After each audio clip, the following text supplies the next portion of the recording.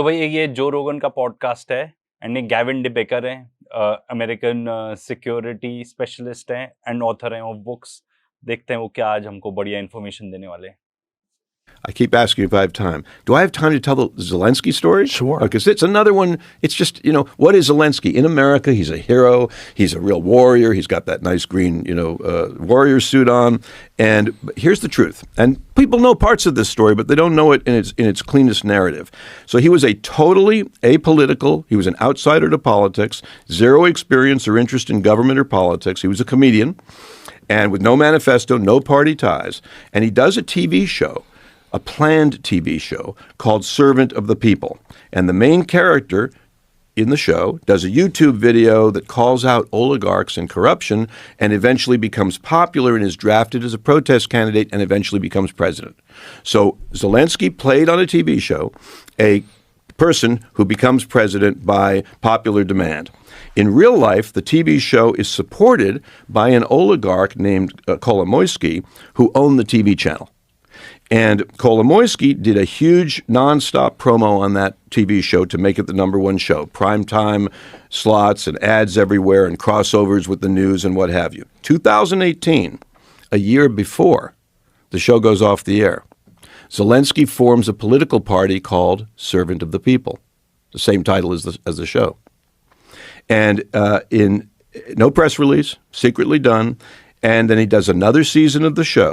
And in April of 2019, मतलब उसने पहले पॉलिटिकल पार्टी बनाई, फिर continued acting. he announces his actual candidacy on Instagram.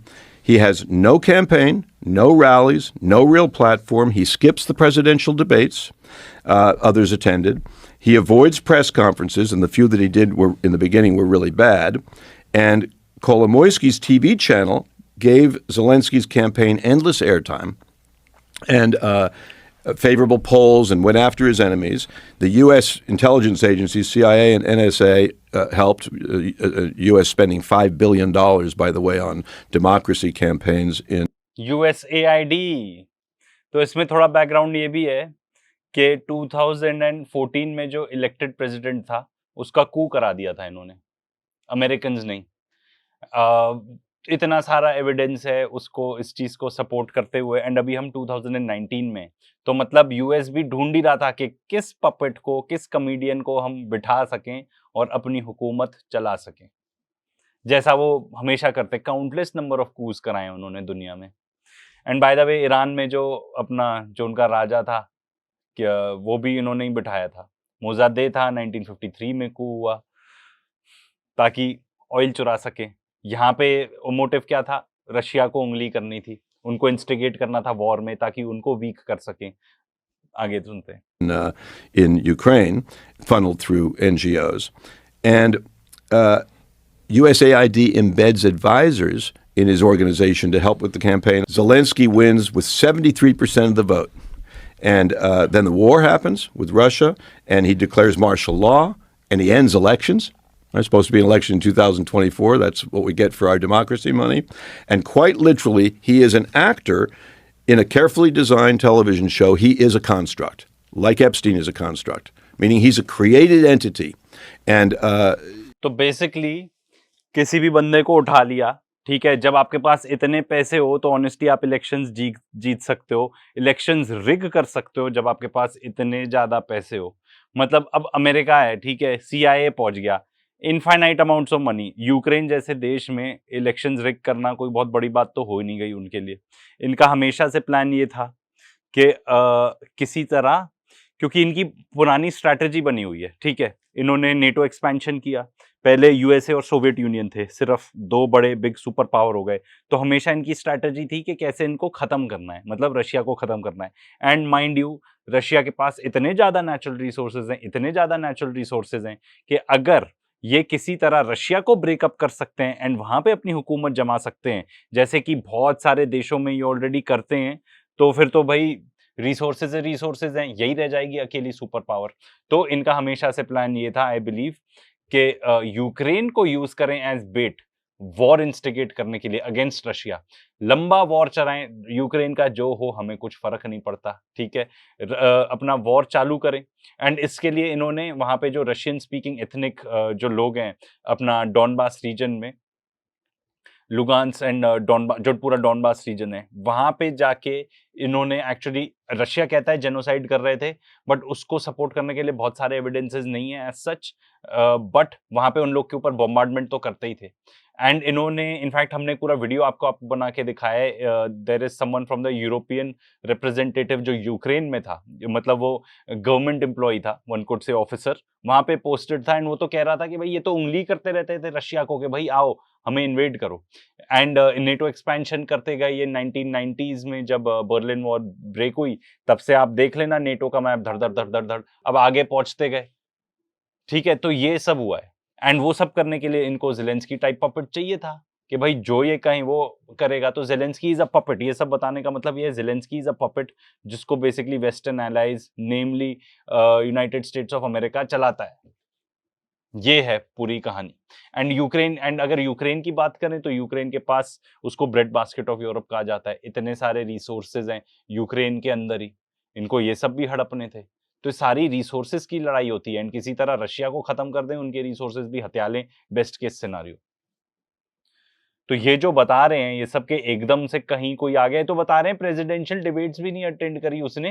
एक ऐसा आदमी मतलब बन भी गया, प्रेसिडेंट तक बन गया पूरी। एंड एक्टर तो है ही है, उसको स्क्रिप्ट दी जाती है। एंड बहुत सारे लोग अब एक्सपर्ट्स ये भी बताते हैं कि भाई उसके पास, अगर वो ये सब जो ये बोल रहे हैं वो ना करे, then he is a dead man walking. Otherwise Zelensky का फेट मुझे तो लगता है इजराइल पहुंचने वाला है। वो इसका जो राइट हैंड मैन था, जो इसके लिए सारे करप्शन करता था, पूरा सारी डील्स वील्स करता था, वो बंदा अब उसका करप्शन स्कैंडल में नाम आ गया यूक्रेन में, तो कहाँ पहुंच गया? Israel.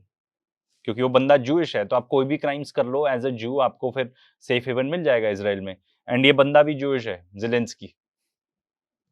And it worked. That is Zelensky, the American hero.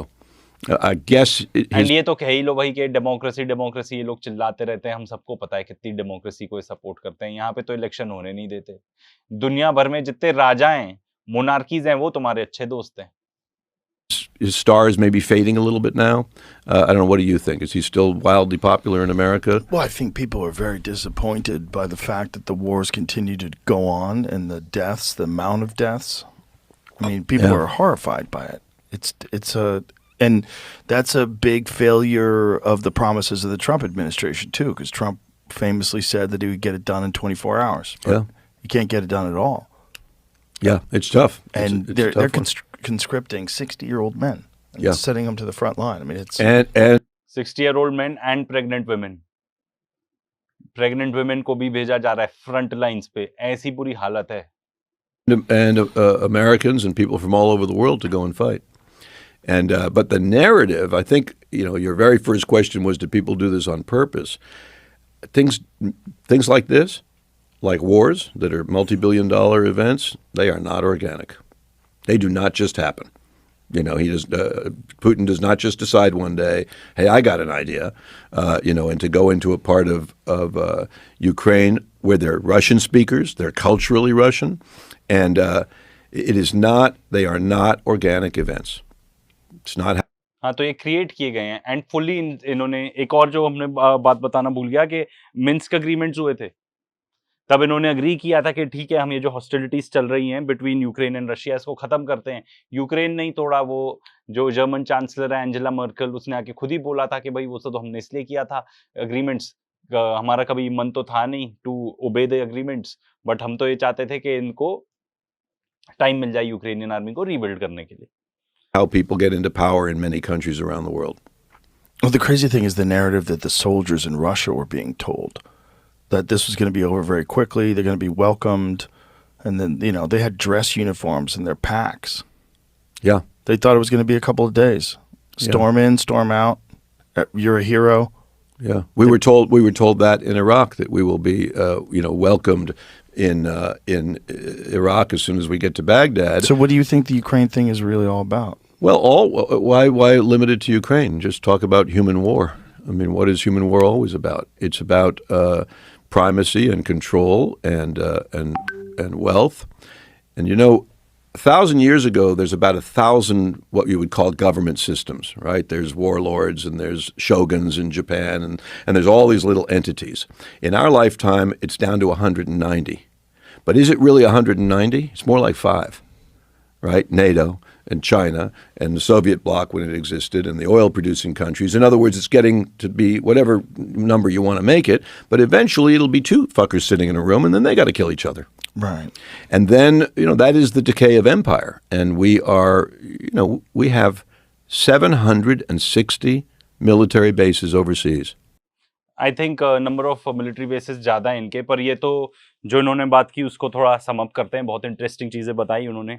एक तो ये कि भाई ये जो वॉर होते हैं ये ऑर्गेनिक नहीं होते, ये ऐसे नहीं हो जाते। वो इसलिए हो रही है क्योंकि आप डोमिनेंस एक्सर्ट करना चाहते हो दूसरे के ऊपर, रिसोर्सेज लेना चाहते हो दूसरों के। एंड एक और जो इन्होंने बात बोली, मतलब काफ़ी प्रोफाउंड बात है कि पहले इतने सारे एम्पायर्स होते थे, छोटे छोटे छोटे छोटे देशों के अंदर भी होते थे। अब 190 देश हो गए, पर असली में जो एकदम सॉवरेन देश हैं, जो बड़े बड़े ब्लॉक्स ले लो तो वो 5 हैं। अल्टीमेटली 2 हो जाएंगे, फिर उन 2 को भी मारना पड़ेगा। तो क्या ये डेस्टिन्ड है कि दुनिया खत्म होएगी ही होएगी? एंड पूरे इंस्ट्रूमेंट्स तो हैं ही हैं, पूरा इक्विपमेंट है खत्म करने का, ठीक है, न्यूक्लियर बॉम्ब है। तो क्या होगा दुनिया का? मतलब ये जो चीज बता रहे हैं, मतलब क्या ह्यूमन रेस खत्म होने वाली है? पता नहीं, सॉरी थोड़ा डिप्रेसिंग हो गया वीडियो, बट इन्होंने काफी प्रोफाउंड चीज की एंड प्रोफाउंड चीजें बताई। Until the next one.